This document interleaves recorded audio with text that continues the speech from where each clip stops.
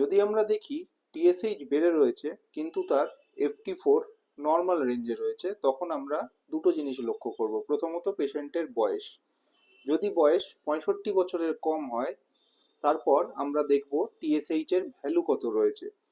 যদি তা 4.5 থেকে 10-এর মধ্যে থাকে তখন আমরা আরও কোমরবিডিটি পেশেন্টের আছে কিনা সেটা জেনে নেব, যেমন থাইরয়েডের বিভিন্ন সিমটমস, প্রেগনেন্সি অথবা গয়টার।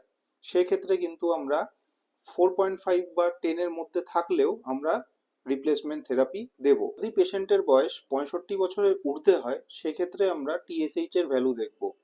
যদি টিএসএইচ এর ভ্যালু 10-এর বেশি পাই সেক্ষেত্রে কিন্তু আমরা রিপ্লেসমেন্ট থেরাপি স্টার্ট করে দেব। টিএসএইচ এর ভ্যালু 10-এর কম থাকলে সেক্ষেত্রে আমরা টিএসএইচ মনিটরিং করব কিছু মাস পর পর, কিন্তু রিপ্লেসমেন্ট থেরাপিটা ডিলে করে